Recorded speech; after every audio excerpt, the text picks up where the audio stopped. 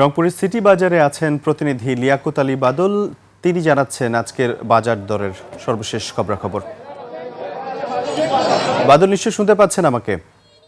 বাদল, রংপুরে প্রায় সবজি সহ মাছ এবং খাসির মাংসের দাম বেড়েছে। সেক্ষেত্রে সার্বিক অবস্থা কেমন দেখছেন? ক্রেতা এবং বিক্রেতাদের কীরকম মতামত জানাবেন আমাদের। ধন্যবাদ রাজিউল আপনাকে। আমি এখন অবস্থান করছি রংপুর বিভাগের সবচেয়ে বড় যে পাইকারি সবজির বাজার সিটি বাজারে।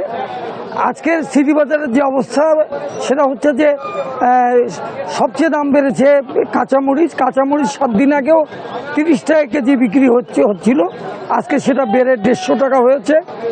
আর শসার দাম সেঞ্চুরি পার করেছে, সেটা 120 থেকে 130 টাকা কেজিতে বিক্রি হচ্ছে। আর প্রত্যেকটা সবজির দাম বেড়েছে 5 থেকে 6 টাকা করে। আর চালের অবস্থা ভয়াবহ অবস্থা। চালের প্রতিটি কেজি চালের দাম 5 থেকে 8 টাকা পর্যন্ত বেড়েছে। সাধারণ মানুষ বলছেন যে, যারা নিম্ন মধ্যবিত্ত মানুষ বলছেন যে চালে এই জিনিসপত্রের দাম বৃদ্ধি পাওয়ার কারণে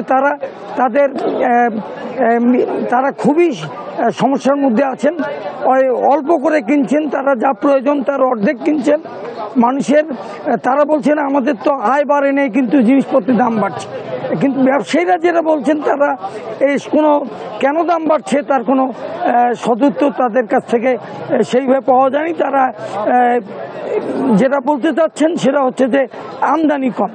এদিকে মাছের বাজারের যে কথা যদি বলি, যে মাছের বাজার অবস্থা খুবই ঊর্ধ্বগতি। দেশি মাছ 1000 টাকার কেজির নিচে পাওয়া যাচ্ছে না। গরুর মাংসের দাম স্বাভাবিক থাকলেও খাসির মাংসের দাম আকস্মিকভাবে আজকে 1000 টাকা দাম হয়ে 100 টাকা প্রতি কেজি দাম বেড়েছে।